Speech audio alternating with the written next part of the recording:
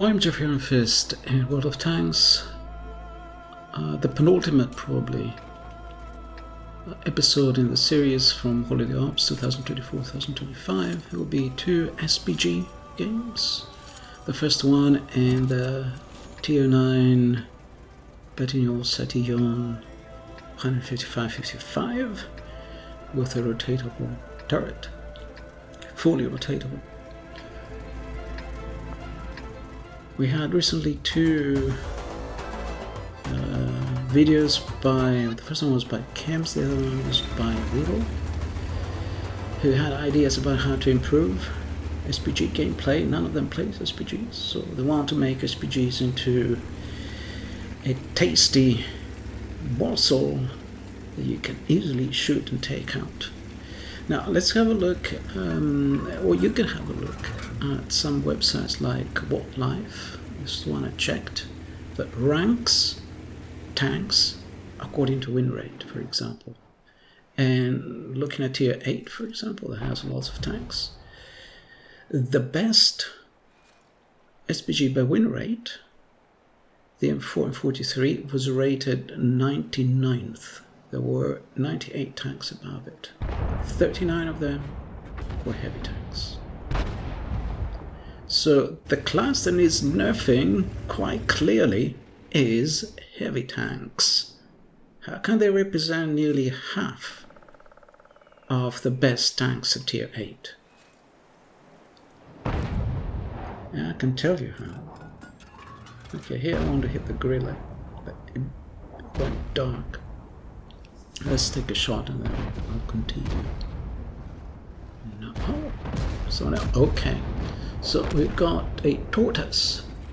We are bottom tier. We have some Tier 9. I think we're bottom tier. No, we're not bottom tier. We are top tier. Okay, so it's a Tier 9. A little bit of damage. The gorilla had taken cover behind it. Good move. Tiny bit of damage. Now let's try and hit the gorilla. Okay. Here they've made the mistake that they've gone here where artillery can hit them. Had they gone a little bit further forward, arty couldn't hit them. Glass cannons couldn't hit them, like lightly armored mediums, lightly armored TDs, light tanks. Nobody could hurt them. Here they've done the same mistake, and that's why I did well in this game. They all cluster together in places where SPGs can hit them.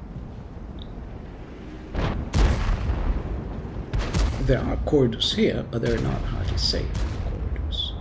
So here I hit a tank, and by chance I hit a gorilla there.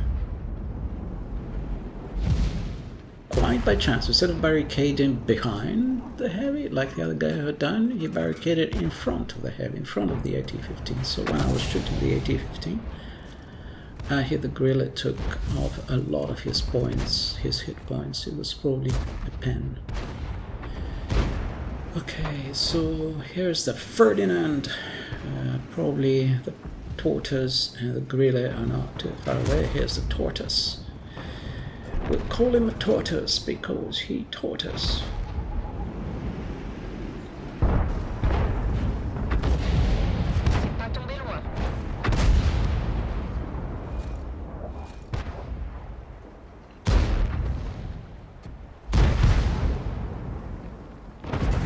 Back to the AT-15. This could be a kill shot. Could be. If he doesn't, oh, someone else looking out. So what I was saying is,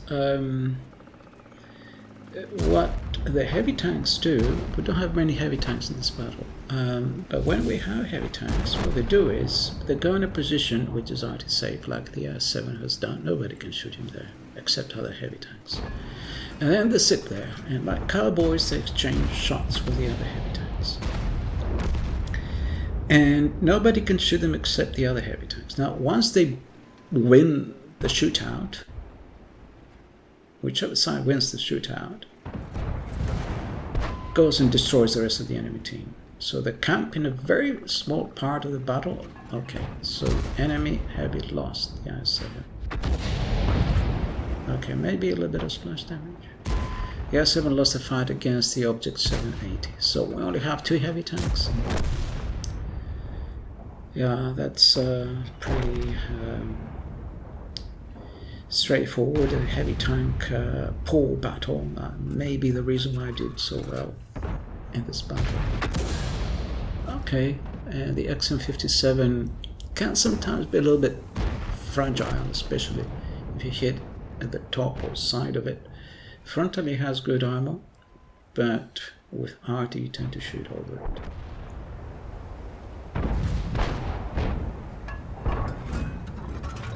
it. So for the most part it is... Oh, I did minus 30 damage HP. Another 20 of these shots, or 30 of these shots, and I might take him out. The only tanks that don't shoot around corners are going to be tank destroyers, going to be some glass cannons that need long ranges, are going to be other SPGs. They are so vulnerable. And there is a kind of camping that they were going to camp behind the bush like these guys are doing. However, they can be shot where they are. I mean, the heavies, they camp and some dip, they go hold down behind some, barricade behind some rock, or go side scraping behind a building or something. No one can shoot them there except other heavy tanks. How are they not camping? They're using like less than 5% of the map. At least these guys move around and they have a huge range and they can shoot anywhere. They cover large areas of the maps. I mean, it's just... Tank battles were not fought inside basements and, behind houses or whatever, or on the top of the mountains like here.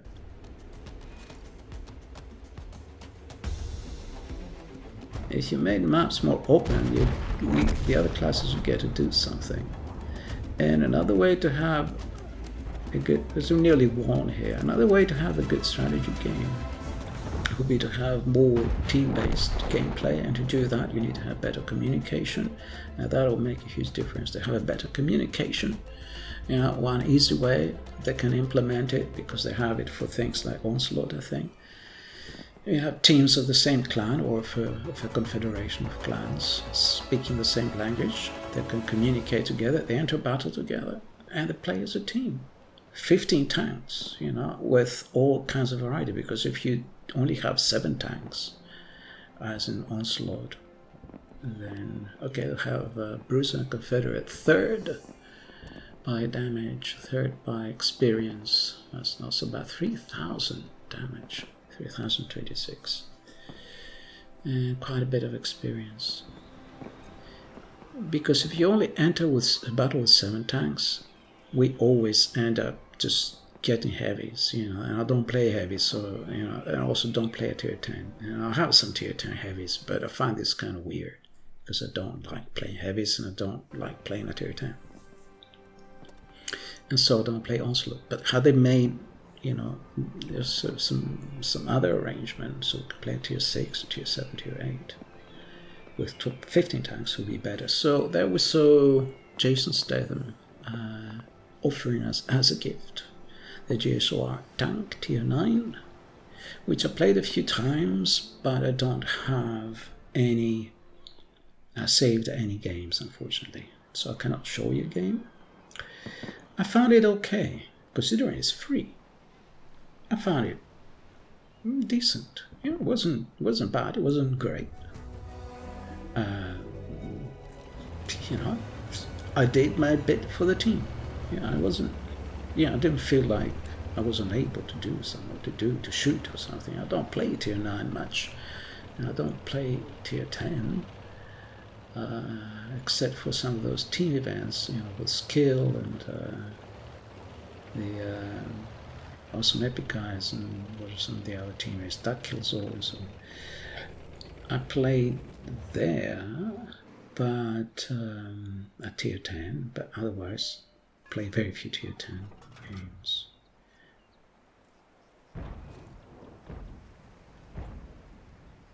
So here I'm pre-aiming this location. Let's see how this battle goes. So try to focus on the commentary here.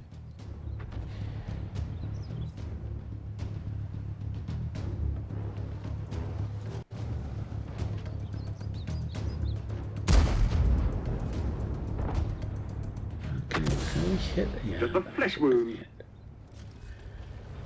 Bombardier style hit. Not a medal, but are hurt, both of them.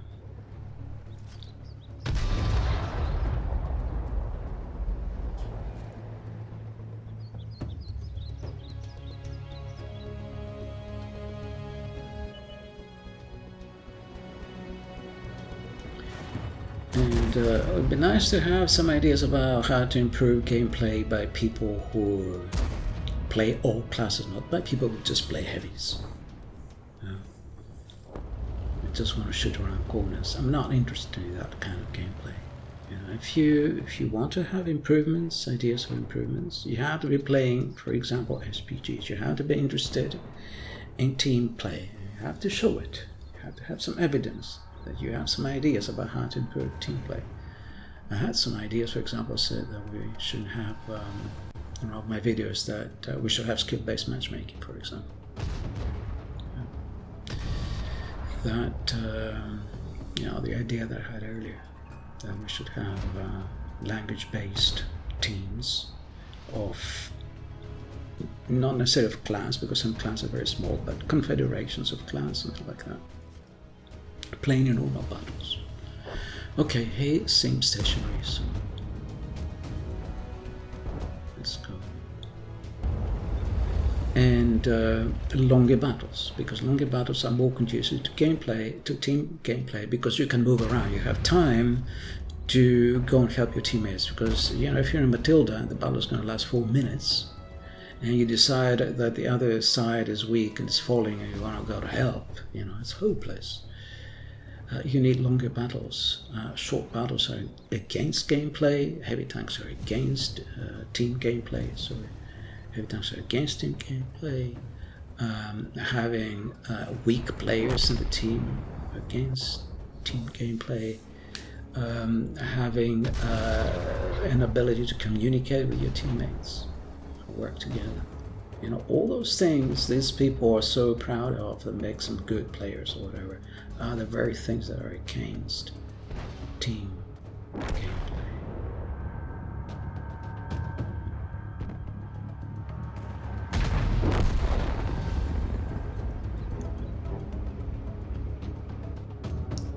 Yeah, they're moving around too much. I kind of, if I was lucky, I might hit him or splash him. He knows that I might get hit. So you can see some players are very careful. So the game is a bit one-sided at the moment. But 11 minutes, so 4 minutes in the game. One of the teams has no losses, the other has lost 4 tanks. Still reasonably slow battle. And the enemy team is not being run over. They're trying to stay in the game. I don't think I hit.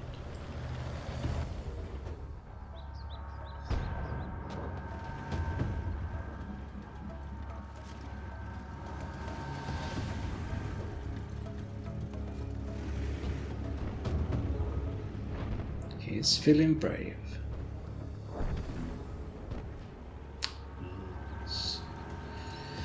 Reloading. Oh, so frustrating. When you have a chance, you're just reloading. How is SPG even worth worrying? It's been nerfed, and you know, SPGs have been nerfed. The AG has been nerfed. The tanks have been nerfed. They're slow. They have very low DPM. In reality, much lower than what it looks like, because high explosives almost never pen.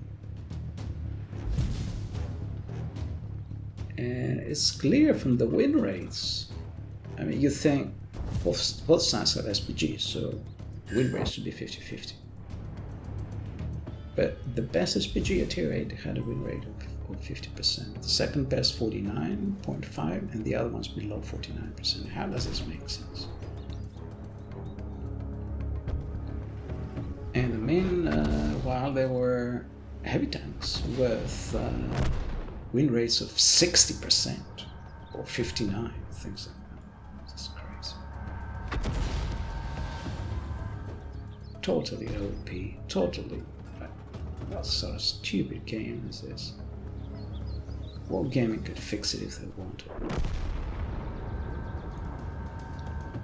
Okay, the enemy team has managed to stay in the game and they've basically equalized. That was a hit.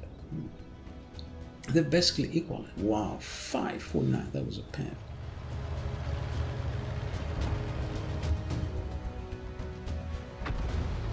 (7-6), they're doing okay.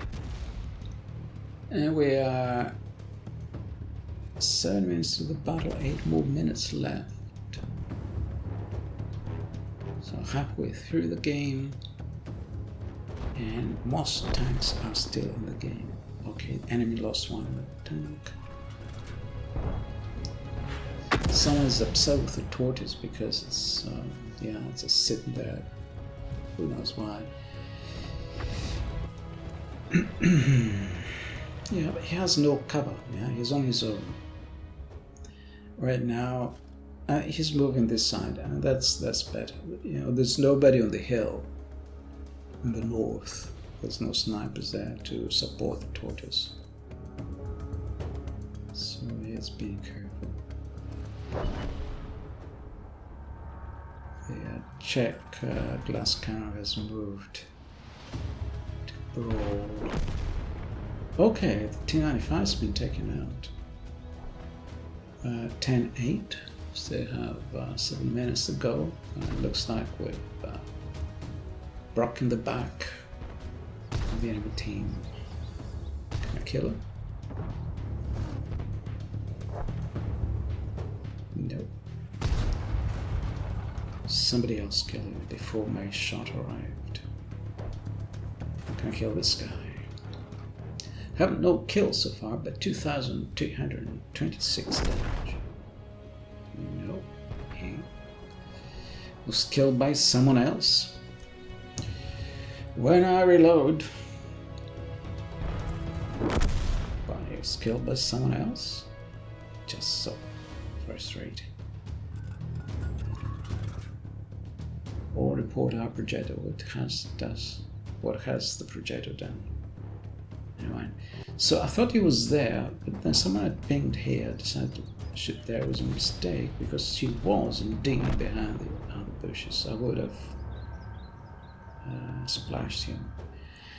And the enemy tier 9 Yo tank who was hiding behind the rocks like the tortoise was doing. Possibly to avoid artillery fire and also because they had no cover.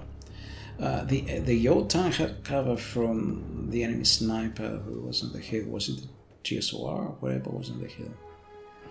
Okay, so that was a battle of 2,963 damage, nearly 3,000. It's not so bad. Second by damage, first by experience. That was a good game, turned out well. First class and bruiser. Okay, mastery badge, first class and bruiser. Now this is the glorious M40 M43, the best tank, the best SPG at tier 8, with a win rate of 50% across the entire player base in the EU. So, thank you for watching.